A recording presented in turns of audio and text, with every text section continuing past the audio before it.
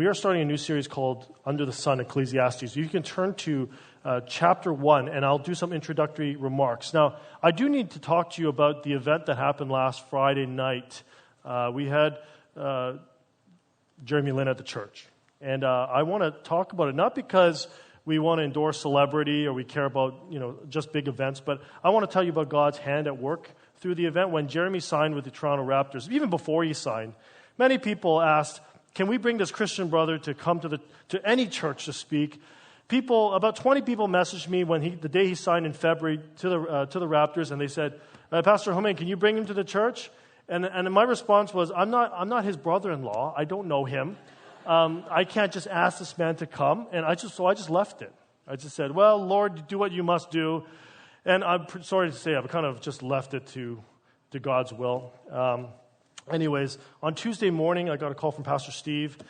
When I get a call from Pastor Steve on a Tuesday morning, this particular Tuesday I was off. It's usually going to be a very good thing or a very bad thing. So I picked up the phone and he said, bro, he said, I don't know, he calls me bro. I said, bro, you won't believe what happened. I said, oh, I probably will, but just tell me. And he goes, well, you know Jeremy Lin? I said, yeah, the Raptors guy. He goes, yeah, he wants to come to the church on Friday. I said, okay, first of all, are you sure this is a verified account? Like, what if Jeremiah Lin shows up at the church and we get tomatoes thrown at us and there's a riot? And they said, no, this is serious. And I said, okay. So we had 40 minutes to decide whether we should take him or not. And I said to myself, Lord, have mercy on me, because I think it's going to be a yes from my end. And I know I didn't pray 3 days about it, but we literally have 30 minutes. And I said, the other thing is, I thought all the people that would be angry at me if I turned the opportunity down when I had the chance to bring him in. So I said, let's just do it. Let's go by faith. And we started to work on it. So we got a team together. This was Wednesday morning. The event's Friday. Right? Wednesday morning, we got a team together, and we just put all the ideas on the table. And before you know, we put a little ad online because we had to tell people. And by the way, I will say this. In the Chinese community, word travels fast. Before I even got this meeting together, there were people that had messaged me and said, I heard there's a rumor that Jeremy Lin's coming to the church. And I said, I can't confirm or deny anything. Okay? But we put the word out at noon, I think, on Facebook. We just put a little ad together. It literally took 5 minutes to make it. Sent it out, and within 24 hours, there's 50,000 reaches. There's 350 shares.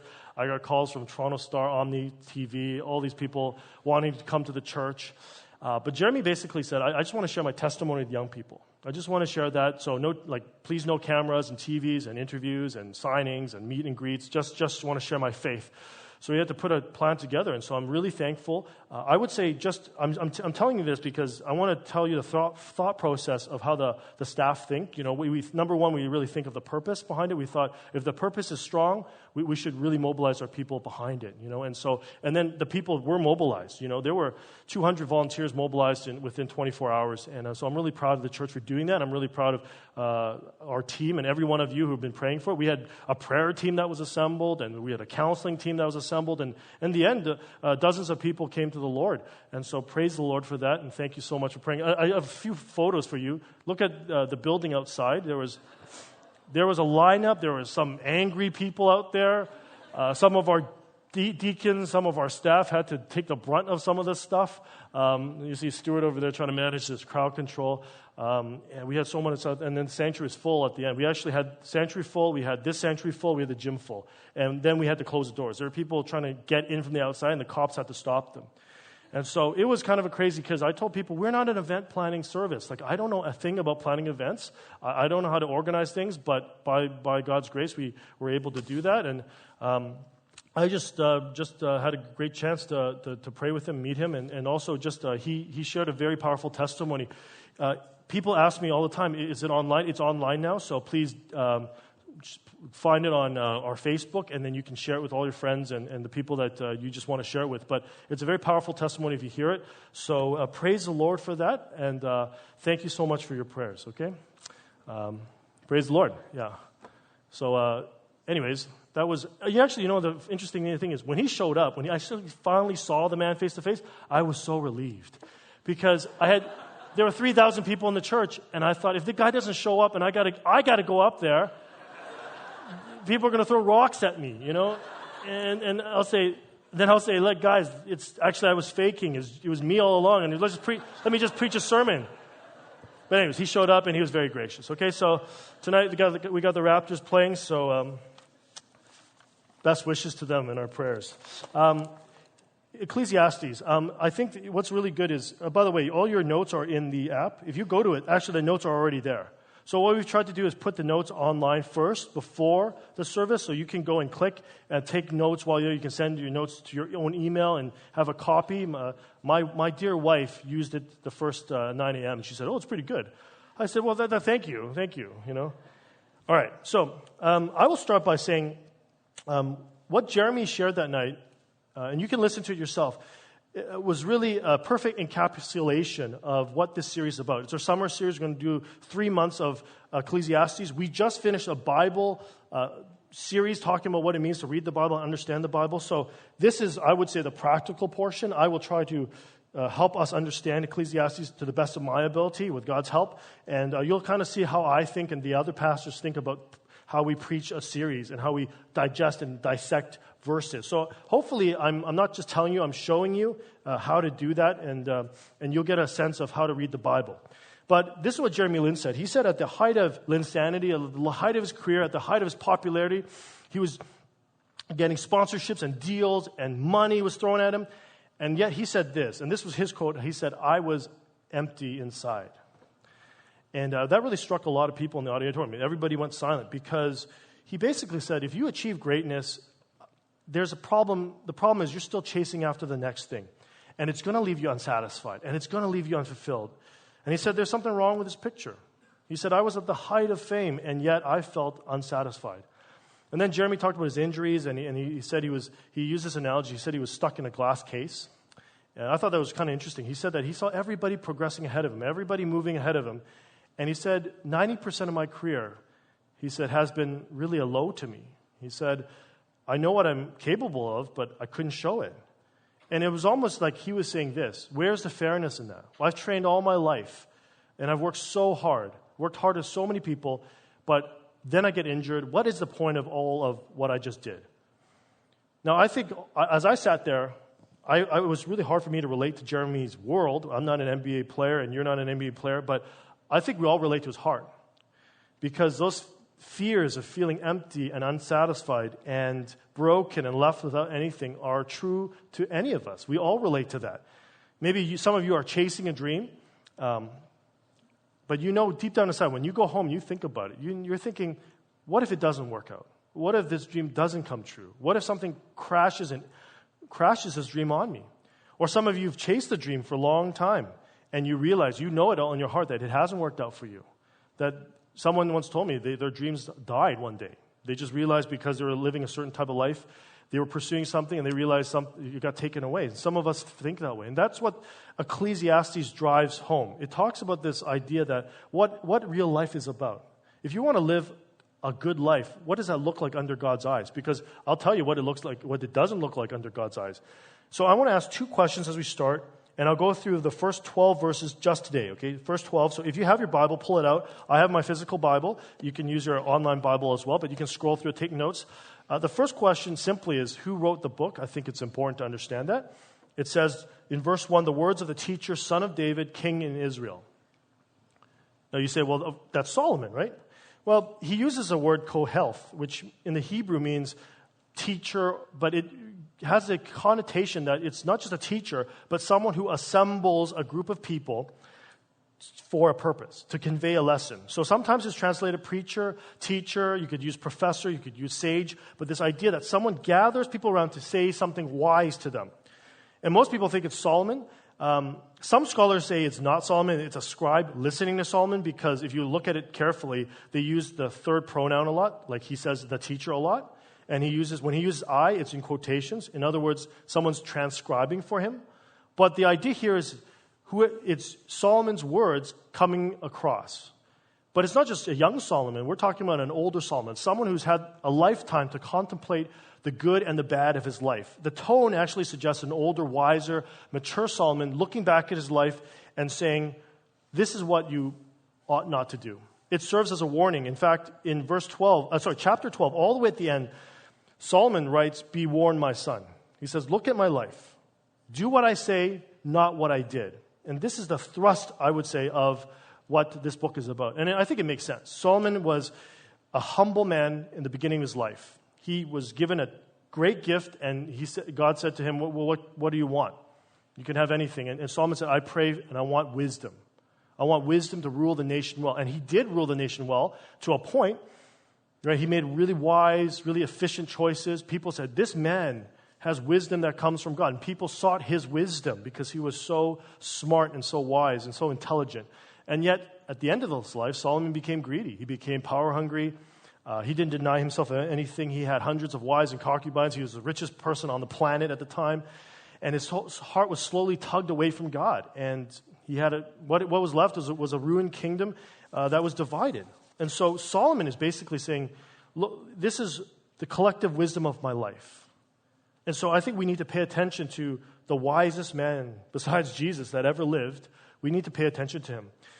Now, I think genre is important, so let me just talk about it quickly. The genre of this particular book it's not a narrative, so it's not a story like the Gospels. It's not a letter like the epistles, like what Paul wrote. It's what we call wisdom literature. Wisdom literature. In the Old Testament, there are 3 books that are wisdom literature. There is Job, then there's Proverbs, which is right before Ecclesiastes, and then there's Ecclesiastes. Now, you know the story of Job, but I would say wisdom literature is defined by this. It's defined by this idea of God trying to explain to people what it means to live a good life from God's perspective. A good life, everybody wants a good life, but how do you live it from God's perspective? Now, in Proverbs, it's all pithy sayings. If you just jump right ahead to Proverbs, there are 31 Proverbs. They're all little pithy sayings about how to live life, what you should be doing, what you should not be doing. Really, really practical stuff. So that's why Proverbs is so used in so many different ways. But Ecclesiastes is a little bit of a different book. I would say Ecclesiastes is an honest, raw look at what life is really like. So it's not theoretical. It's someone's life being put on display, and you have to learn from that life. And it's a meditation of what kind of life we should live if God made the world good, but the world is not so good.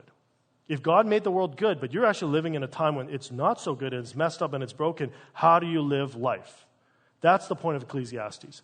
And I would say when you read wisdom literature, what you need to understand is when you go home and you read this book, don't read it like a formula. Right? Western thinkers tend to think of things like boxes and neat systems, and I'm trained and you're trained to analyze it in a certain form, in a certain fashion. So you break down the words, you come up with an outline, and you think, okay, I finish one section, I move on to the next, and it's subsequent. But wisdom literature is different. You cannot approach it this way because wisdom literature uses riddles, stories, question and answers. The ideas that are interrelated are actually found separate. So you'll read something and then you'll say, hey, this sounds redundant. Why does he keep on saying the same thing over and over again? Why is the themes all throughout the book and doesn't seem related? That's what wisdom literature is. Wisdom literature, I think, when I read it, it's like a push or a punch in the back. It jolts you in a very sensitive area of your life. That's what I think wisdom literature does. In fact, Solomon himself said in the very end of this book that he said in verse 11 of chapter 12, he said, "These words that I speak are like goads." That's an old term for a pointed, sharp stick that shepherds would use to poke their sheep. It's kind of cruel, but you poke the sheep to go somewhere, right? And Solomon's saying, these words of mine are going to be like that for you. I'm going to poke you where it hurts. You're not going to feel comfortable. You're going to resist me. You're not going to go in the direction I tell you to, but it's necessary. A shepherd does that because he loves his sheep and he cares for his sheep. So let me say this. As we read Ecclesiastes, here's 2 challenges. One is you would see this as a gift. Because when you read it, you're not going to think of it as a gift. You're going to think, this is depressing. I really don't know what he's talking about. It's a little bit confusing. What's he really saying? But you need to see it as a gift to help you live better. Number 2, don't just see it as a gift, but I would ask you to invite God into your reading. The God who inspired Solomon would inspire you. That's my hope for you, that when you read this, you would say, God, I'm open to whatever this book presents. And I would say, actually, any book I read in the Bible, I try to do that for. I'd say, God, I don't really understand all of it, but I would invite you to help me. Your Spirit can illumine the text for me, and I would draw the best conclusion I can with the gifting that I have with people around me. I would draw the best meaning out of this text, okay? So we're going to be going through Ecclesiastes in about 11 weeks, 10, 11, 12 weeks, to the very end of summer. So we call it our summer series. Most summer series I find in churches are like kind of happy. They're like talking about missional and going to barbecues and reaching out to your neighbors. So we're going for a little bit of a different approach. I hope you'll enjoy it, and you'll find that after the summer you feel energized because of what is put in this book. Now, why was this book written? That's verse 2. Solomon launches right into it. It's pretty strong language. It is not fun language. He simply says this, and here's the meaning. He says it's meaningless. Meaningless. Says the teacher. He says, utterly meaningless. Everything is meaningless. The word meaningless is havel in the Hebrew. Havel. It's used 30 times. And it literally means breath or vapor in the Old Testament. So when you go outside and it's a cold day and you see your breath, you only see it for a moment and then it disappears, it's gone. And Solomon says, your life and everything in your life is like that breath. It's a puff of smoke. It's mist. Solomon's father throughout the Psalms used havel to describe life as well. So it wasn't just Solomon that came up with this concept. Now, I will say this is the the NIV. Many of you use NIV. The NIV does this a little bit of a disservice because it translated meaningless, meaningless. But Solomon uses a contrasting form of language. He actually uses the superlative, which is the highest degree of something. In other words, it's almost this. He's saying it's vapor of vapors. Right? It's a play off the Holy of Holies words. You know, when you say God is Holy of Holies, it means here's what holy is. It's the most holy. And he's saying here's what a vapor is. It's the most merest of breaths. Some translations use vanity of vanities. You've heard of that before.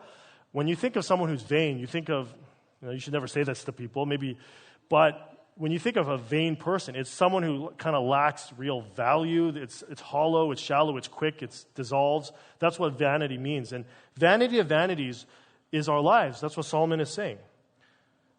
And I think his presupposition is this. If everything is a breath, the question is, how do you make sense of it? How do you live a life if everything is true that it's a breath? Now, some of us may say this, and I've thought of this, especially when you're riding a high and you're doing well. You say, well, it's not that bad, right? Like, it's an exaggeration. This is an exaggeration. It's hyperbole. We don't need this kind of pessimism and cynicism in our church and in our lives, okay? This is clearly Solomon's at the end of his life. He's depressed. He's on his deathbed, so that doesn't really apply to me. But I think you to be wise is you have to stare this in the face and believe that this is truly what he meant. That life is really a vapor. And he actually describes in the next few verses what it really means. And so if you have your outline, you can see that he says, I framed it this way. Life is an endless pursuit of something. He says that it's an endless pursuit for meaning. He says it's an endless pursuit for fulfillment. And then lastly, it's an endless pursuit for significance. So let me just launch into what he means, because Solomon does not back down. I mean, you think after he says that, he would say, okay, it's meaningless, but here's the hope. But he actually spends 2 to 3 chapters on explaining exactly what he meant by this. Why is everything so meaningless? So let's take a look at verse 3. He says simply, what do people gain from all their labors? Okay, you think about that. I think about that all the time, as which they toil under the sun. Now, I want to pause for a sec just to look at 2 words. One is gain, and the other phrase I want to look at is under the sun. Okay, so let's look at the first word, gain. The word gain really has the idea, the notion of something remaining at the end of your life, something that's left over. Human beings have the natural desire to show what David Gibson calls a profit, to be in the black, so to speak, whether financially or otherwise. Because the question you're asking, I'm asking, especially towards the end of our lives, is what does my life amount to?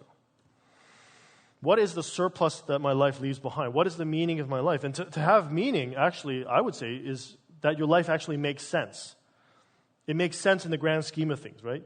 But then Solomon says, no, actually, it doesn't really make sense because it's a vapor. So what's the purpose of a vapor? It just exists for a mere second. Solomon says, generations come and generations go, but the earth remains forever. And he says, actually, the only thing that does remain is actually the earth. It was here before me, and it's going to be here after me. And I want you to look at the ebbs and the flows of the poetry here. He says, the sun rises and the sun sets. Goes up, it goes down. And hurries back where it arises. So it's a cycle. Just goes up and down, up and down. Whether you're on the planet or not, it goes up and down. He says, the wind blows south and then to the north. Round and round it goes. Whether you're on the planet or not, it's still going to go round and round and round. Ever returning to its course.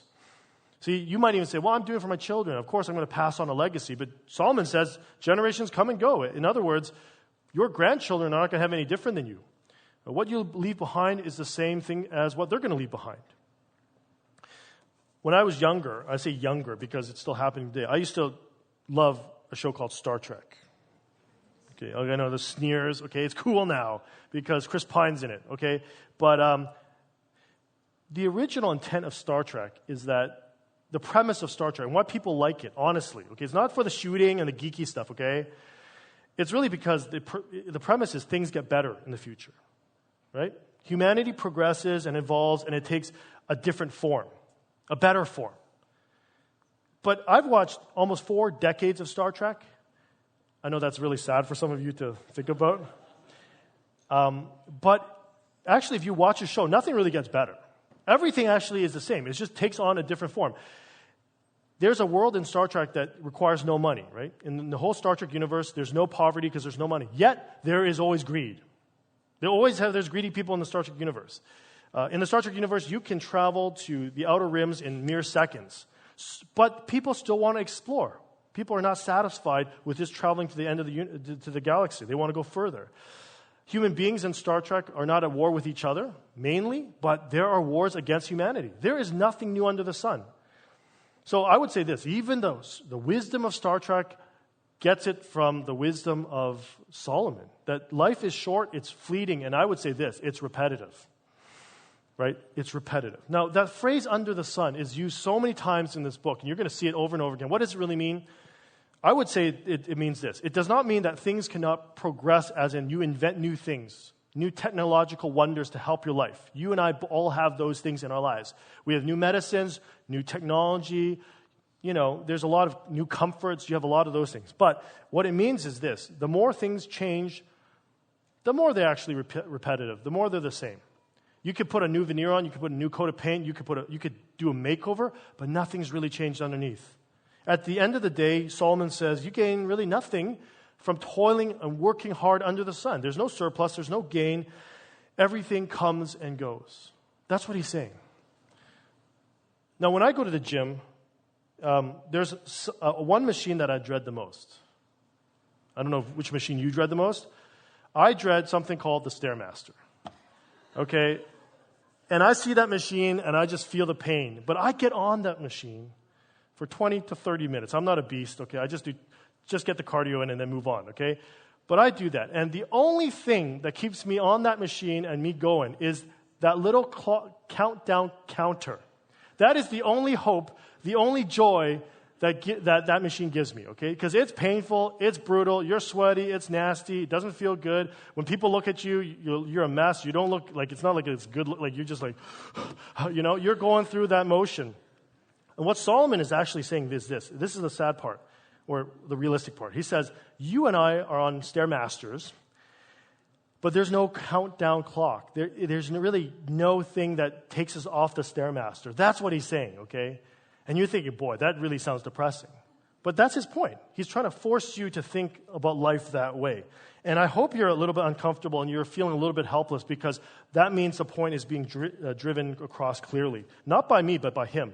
And he presses on. He says, life is not just an endless pursuit for meaning. It's actually an endless pursuit for fulfillment. So it's not just meaning and purpose. He says, you actually are not fulfilled. You keep going and you can't get the fulfillment you want. Now, one of my favorite sociologists is Rodney Clapp. He wrote a book 20 years ago, and this is his quote. He says, unique to modern capitalism and consumerism are the idealization and constant encouragement of insatiability, the deification of dissatisfaction. That's a lot of terms in there. he basically says this, that today's world is actually a terrible one because it forces us and it's made us to worship a God of being dissatisfied. We all worship a God, he says, but most of us worship this God of being unfulfilled. And he says the consumerism, the capitalism just drives this into your life more and more, that you feel it's actually a good thing not to be fulfilled. I want the next this. I want the next that. And it says that locks into your heart, this insatiable desire to want more. And he says modern businesses are really good at making this happen. You just want the next thing, next trend, next purchase, next social media platform, a bigger TV, a better TV show, the best vacation you've ever been on. And he says this is the problem with modern day society, that nothing will be good enough. Nothing will ever be good enough. And as good as Rodney Clapp is, I would say he just has taken that from Solomon, because here's what Solomon says. He says in verse 7, all streams flow into the sea. So you're a stream, I'm a stream, we flow into the sea, yet the sea is never full. To the place where the streams come from, there they will return again. Endless cycle. And then he says in verse 8, all things are wearisome. They're tiring, they're exhausting. Why? Because the eye never has enough of seeing, nor the ear its filling of hearing. He says, look, it's like that river system. It just keeps feeding the ocean, but the ocean will never have enough. And you can keep on feeding your senses, and you can tickle your ears with the best of what the world offers, but it's going to be tiring and it's wearisome because you'll never be satisfied. It's an endless pursuit. You're constantly at it. And the problem today is that I would say it's because the world is actually broadcasting this message loud and clear, and you're taught that it's actually a good thing. And in some ways, it is. You do feel good doing it at first, right? When you get that exclusive deal or that amazing product, or you achieve something very good, your lifelong dream, it does feel great. It will feel great. But Solomon's point is that even the best things in life will not give you eternal satisfaction and pleasures. Everything is a vapor. Everything is fleeting. These feelings won't last. These accomplishments will be forgotten. And I've done this sort of test with younger groups when I speak to them, but I will ask them, who was the president before the current president? And people say, well, Obama. And then who was after that? Who was before that? We'll say Bush. Bush was, George W. Bush. Who was before him? Clinton. Who was before him? And then younger audiences they trail off really fast here. They're like, some white guy, some guy. I'm like, yeah, it was George H. Bush. Then it was Reagan, then it was Carter, and a bunch of other guys, right? But my point is this. I always say to them, look, this is the most influential, the most powerful person on the planet, the person that can influence the most amount of people in the shortest amount of time, and yet, even a few decades, you can't remember who it was. You can't even remember their name, let alone their platform accomplishments. You just don't remember. Some of you don't even remember what they look like. And think about how our lives compare to a person like him. We just are a speck of dust. We're just a vapor. Michael Eaton said it best. He said, creation is just incapable of providing man with any lasting satisfaction. He was basically saying, the human heart is made for more than created the order. If you're looking for the created order to provide you something inside of you, that it just can't. It will never do that for you. Life is an endless pursuit for meaning. It's an endless pursuit for fulfillment. And then Solomon lastly says, it's an endless pursuit for significance. Will my life count? Did I make a difference in the world? Now, some of us say, well, I'm not really going to be remembered for my career, my cash, but, at least my contributions, right? But then Solomon says, look, there's nothing really new under the sun even for that. He says, look what he says in verse 9. He says, what has been will be again. What has been done will be done again. There is nothing new under the sun. Solomon's saying, someone's going to do it again. Someone's going to do better than you. Someone's done it before. And in verse 11, look what he says. No one remembers the former generations, and even those yet to come will not be remembered by those who follow them. And he just leaves it at that. Now think about what he's just painted, or I've painted for you. It's a super bleak picture, and you're probably not going to go to dim sum after and feel that great. You're just going to say, wow, what did the pastor talk about? He said, well, life is kind of fleeting. And this eating dim sum with you didn't really matter at the end of the day. Yeah? So I guess the question is, where do I go from here? Because I'm done. The verses are done. I will say this. I'll give you a few hints. Number one, don't read this from the perspective of a secular point of view. In other words, someone would say this, well, this is the perspective of a non-Christian. Someone who's kind of like, of course their life is a mere breath if they don't know Jesus. Now, I think it's true that your Christian faith does inform and change your perspective on life, but that's missing the point. Solomon's point is this: whether you are a Christian or not a Christian, this is how life really works. It's reality. It is the harsh truth. It is the same for every single person. We all live under the sun, and we all exist for a mere second in the grand scheme of things. Scholars actually say under the sun is not a spatial description, it's actually a temporal description. In other words, Solomon is saying this is how life is on this side of eternity, under the sun. So whether you're a Christian, agnostic, atheist, Buddhist, secularist, Jedi, it doesn't matter. You're non-religious, it doesn't matter. You are still under the sun. And you say, well, okay, then what? So that's it? I'm under the sun? Well, I think there's two more things I want to unpack this morning. Solomon basically, and I think here's the wisdom, truly the wisdom of Solomon coming out, because he was a wise man. Don't forget that. He messed up, but God did give him wisdom. Here's the wisdom. He wants this universal reality of our finiteness, our limitations, our death to sink deep into our hearts. Because he says basically, at the end of this book, what you're going to realize, if you read it carefully, is if you think about that, then you can really ponder the main argument of this entire book, which is this: if you and I will not live forever, if you know that, then how should you live? He says that changes how you live. Some of us think we'll live forever, or some of us ignore the fact that we're going to be gone. But he says if you know it and you let it sink in, you should change your life. You should change how you live. Now, I watched a documentary called Free Solo the other day. And this is how I watched. I shouldn't be telling you this, but on iTunes, I basically look for 99 cents rentals, and then I scroll upwards in terms of $1.99. And this was $2.99, so you can still get it.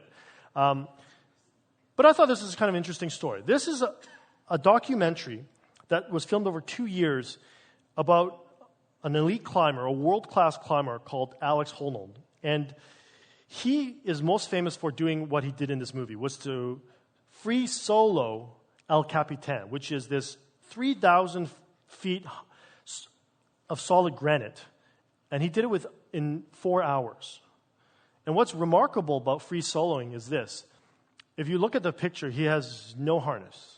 He has no rope. He has no protective gear whatsoever.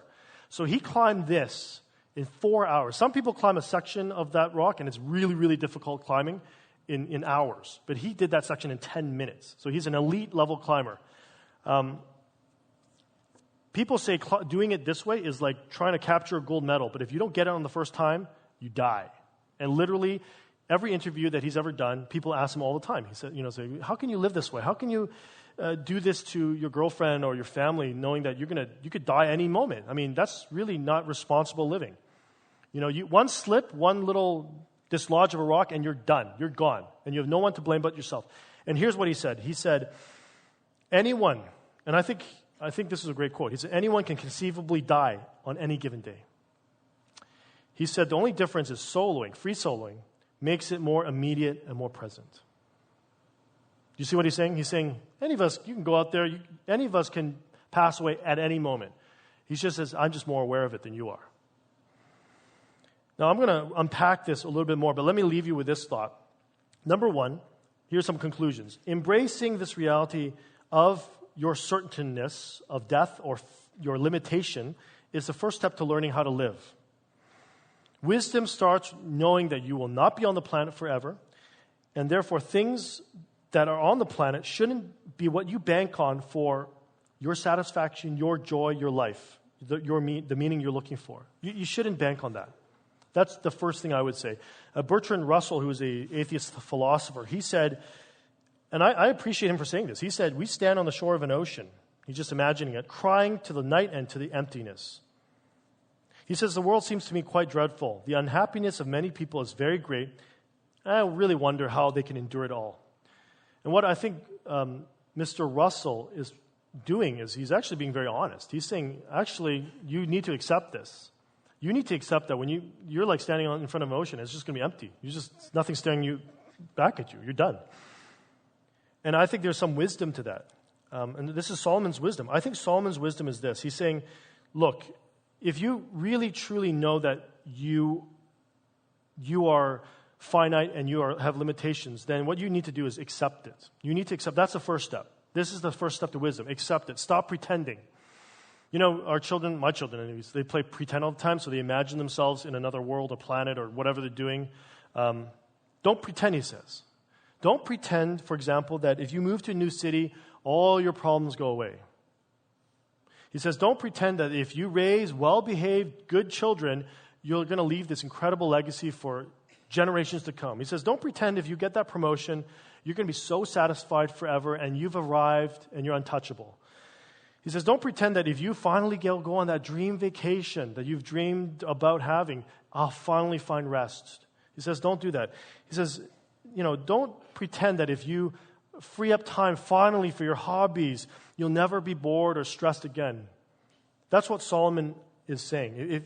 If you can get to a place where you can accept this and you don't pretend, and as uncomfortable or sad or even depressing that may make you feel in the beginning, Solomon says you're halfway there.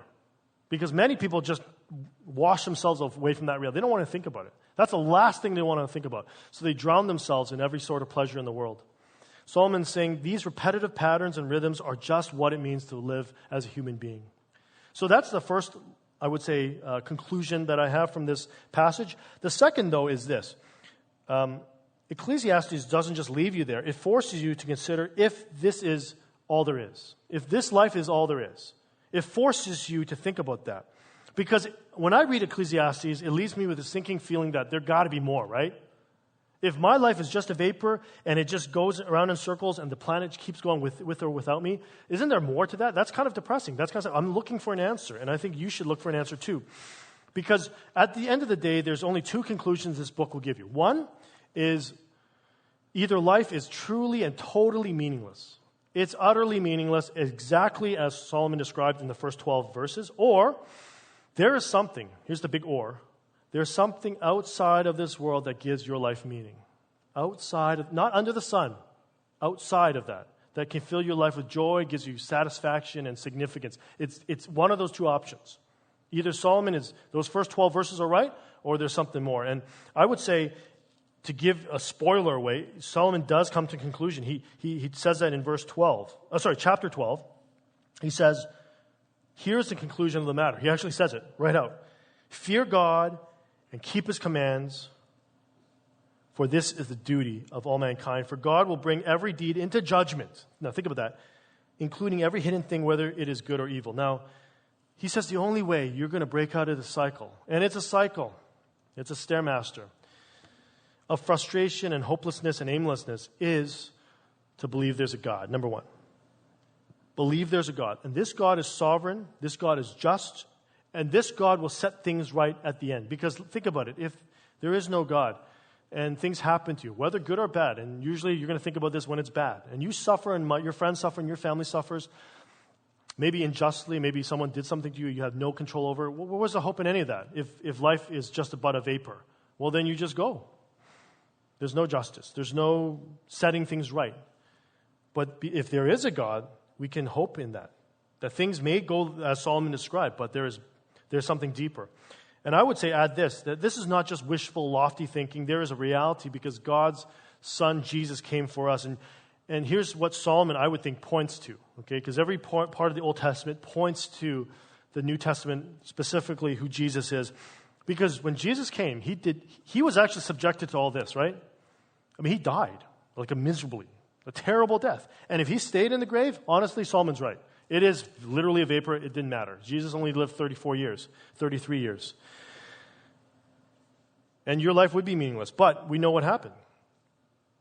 Jesus rose from the grave, and Jesus promises us the same life that he has, which is of everlasting, abundant, resurrected life now and forever. The only thing under the sun that can be new is if you're new in Christ. That's the only thing that's new. That's the only thing that was going to break the cycle. Believing not just in a general God, but in God's one and only Son, Jesus. So I would say this, if you want to break the cycle under the sun, then you've got to go to the sun. It's a different kind of sun, but you need to go to the sun, S-O-N. I would leave you with this. Our biggest problem is that we are going to the world for what the world simply will never and cannot provide you. Only Jesus can provide you that which you seek, which is to set things right in your life, now and forever, to fill your heart with joy and peace, to have the life that's restored and good and beautiful and it's filled with purpose and passion. Only Jesus can do that for you. Nothing on this planet will do that for you. And I think this is what Solomon's getting at. Now, next week, we're going to talk a little bit more. You're going to see that it's broken down in very specific categories. Like he talks about wisdom's meaningless, so you could be even super wise, and that's not going to really matter. Pleasures are. He talks about a lot. He talks about time. He talks about work. He talks about riches. And we're going to talk all about that, okay? So stay tuned for that, but we'll be doing that for the next three months. Let me just pray, and then we'll have a time of communion. Father, we thank you that you've been very honest with us this morning. Some of us really need to hear that, even though it's not the friendliest of messages in that sense, but Lord, it is an encouraging message if we think about it. Lord, I pray that you would let eternity set in our hearts and that we would realize that we do only live for a mere second of time in the grand scheme of things. So Lord, we live a better life, not a life that the world says is better, but a life that you know is better. So I pray, Lord, that we would have that abundant life in Christ and we would trust in him and that we would follow him. We would follow his commands. We'd follow what he says because at the end of the day, that's a life worth living, and that's a life full of purpose and meaning and full of joy. So I pray for that. I know some here come with deep burdens, and I can only imagine some of the burdens that all of us carry. But Lord, I know that you can help each of us through them. So I pray for that, Lord, and I pray that you would draw us closer to you this morning. In your Son's name we pray. Amen.